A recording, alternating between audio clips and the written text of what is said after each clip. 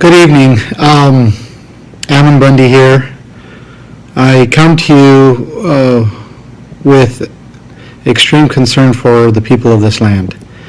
And I hope that any of you that are watching this, whether you like me or hate me, will just consider the information that I'm presenting. Governor Inslee out of Washington just made a very concerning announcement. He had a press conference, and it was quite an ordeal. It was about 40 minutes long. And the reason why I think that it is essential that we keep an eye on what Governor Inslee is doing is because in this COVID episode or this COVID scare, Washington has led in their actions, and then the other states have followed. I don't know what the connection is. I really don't know, but he certainly has led, especially the West, but in particular the entire country. And once they have done something, the other states have followed. With that being said, I am going to go through this video. It's not the entire video, it's only about 3 minutes of it, but I have sectioned off so you can understand what he's saying. I've edited it, but I haven't changed any of the chronology of it. I've only just taken a lot of the in-between stuff out so you don't have to spend 40 minutes listening to it, although I would encourage you to do that. So with that, I'm going to go to his video, and I will stop it from time to time and comment and show things that point things out that are very concerning. We're simultaneously moving to this second initiative of testing, contact tracing, and isolation of people who in fact are infected. We think of this as a smart weapon, and its success will depend on both the state and local public health officials, and most importantly, individuals and families.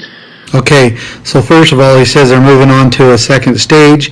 He called it a weapon, and then he specifically says that it is important and particularly families. And notice how he says families.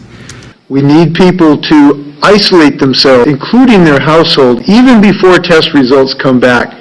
So even before test results come back, isolate yourself. The fourth is to identify the contacts and quarantine those people who've had contact who may be at risk, even before that they have had a positive test. Okay, so he's talking about quarantine. He's not talking about voluntary quarantine. He's talking about quarantining them. The second issue is that we will have testing. They will be reached by phone for the results. And at that time, they will be asked some questions about people with whom they've had contact who might have been infected by this virus. The contact tracer, and I'll talk about who those people are, they're very highly trained people. So highly trained contact tracers that'll be trained in basically how to connect all these dots with all these people. And the people who were contacted will not know who the person was who provided their name. Now, people can call in and say, I think so-and-so was sick. These contact tracers will basically enact these laws and these implementations, and no one will know who actually even called in. And we want to make sure that we have enough resources to get this job done. By the end of this week, we'll have 1,371 people who are fully trained when that is necessary to get this job done. So the people who do this work are very carefully screened. So he's just emphasizing on the people who are doing this work. And we know a large amount of this work will be being done by the Washington National Guard.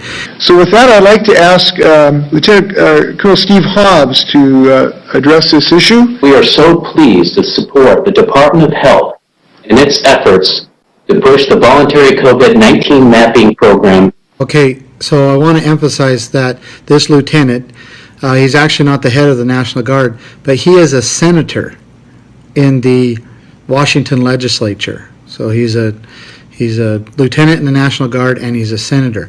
Now listen to what Governor Inslee says about these people and the importance of them following orders. Just great to have people who understand discipline and following orders. It's very important in this. I'm glad that we are working in combination with the University of Washington for an app that could be of assistance to people to find out if they have been in the proximity of people who are infected.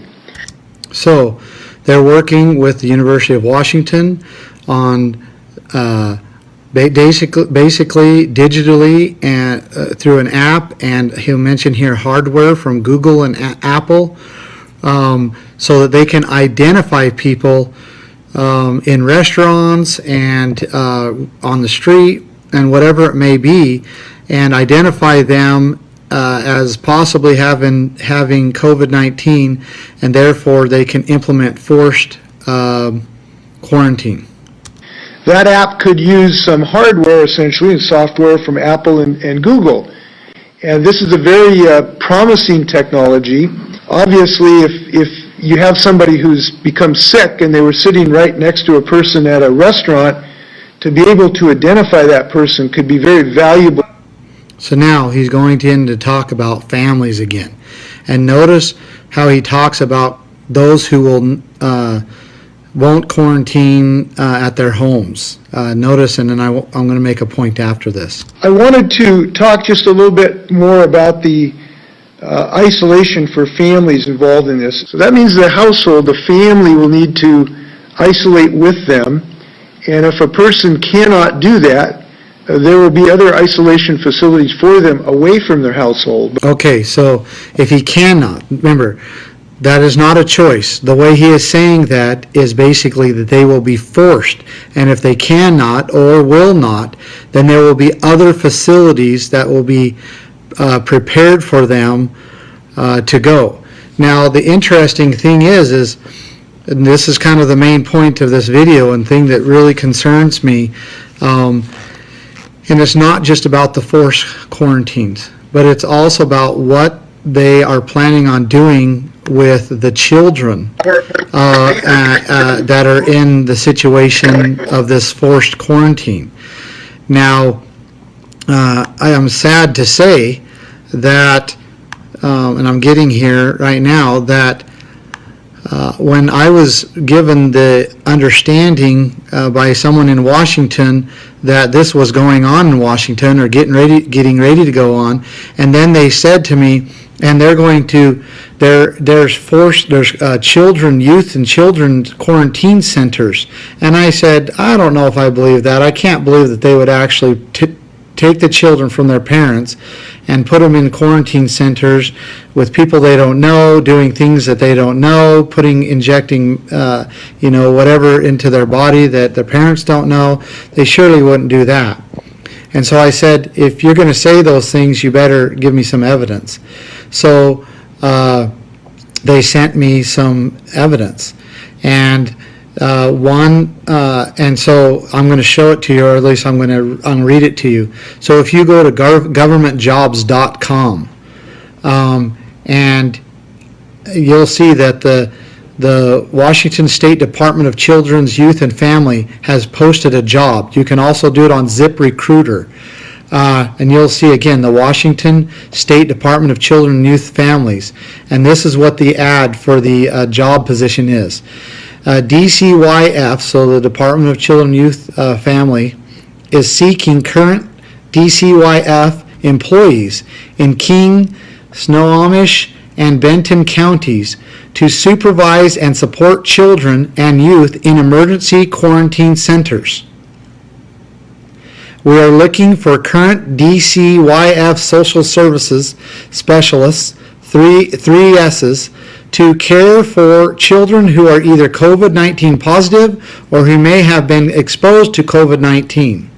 There are 3 locations: Cedar Springs Camp, Visitation Center, and Bethel Church. Responsibilities include supervising social service specialists, providing direct care and supervision, assessing and responding appropriately to meet children's needs, and engage in various educational and social activities with residents. I really wish that I was making this up. I really wish that I was making this up.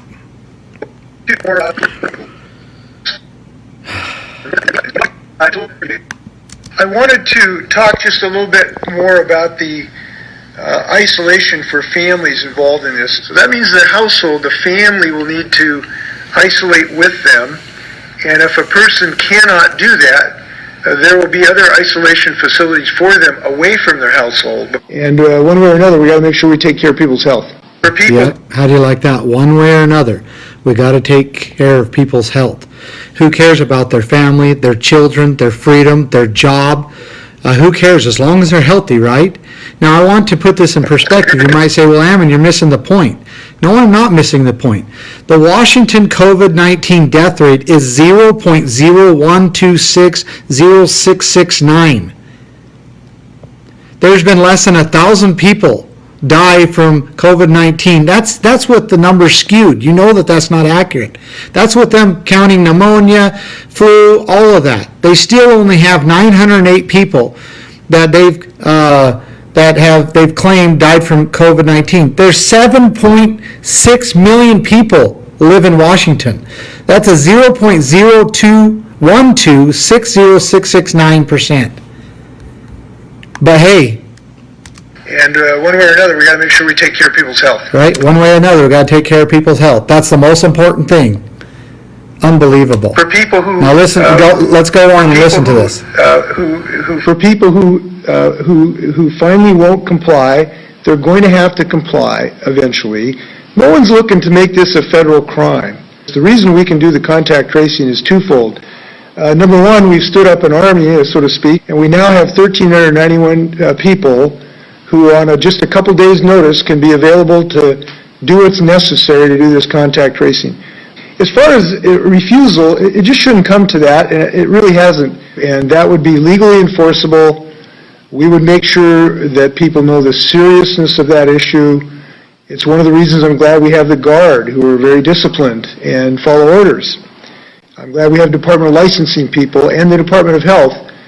The budget issue, as you know, our preliminary numbers is that we'll be at just under $7 billion deficit for the next 3 years, and this can be a real challenge for us. There's also something very wicked brewing in Washington, D.C. So Washington State and Washington, D.C. And again, I wish I was wrong. But the 116th Congress, that's our Congress right now in Washington, D.C., is proposing a bill.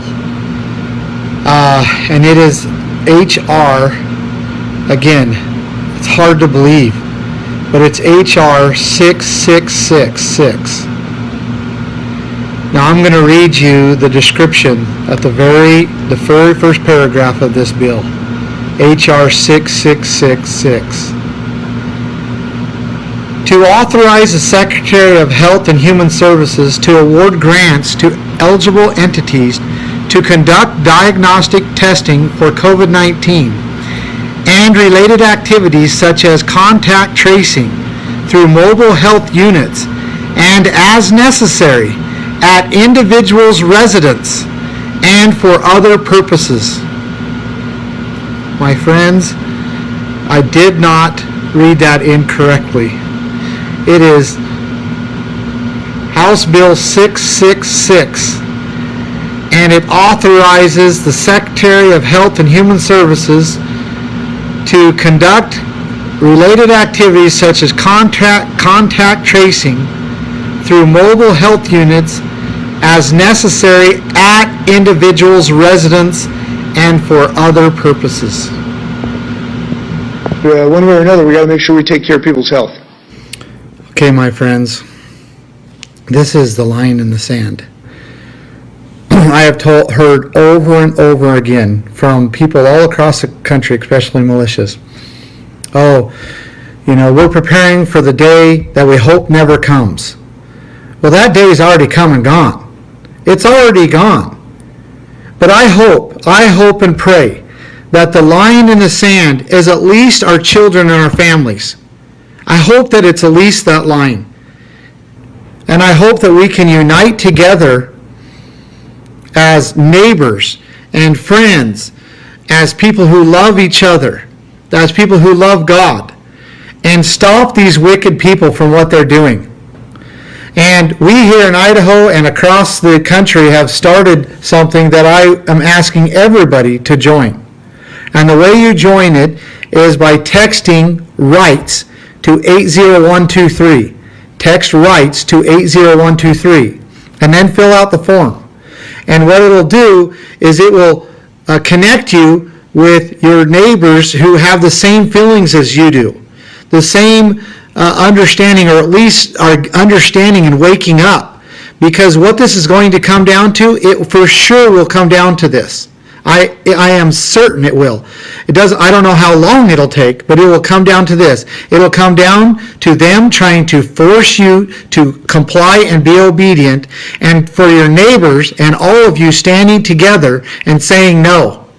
And the only way that we're going to be safe and preserve this country, the only way, is for us to say no together and mean it and be prepared, be organized, communicate with each other, and stop this wickedness that is coming at us full blown. Stop it.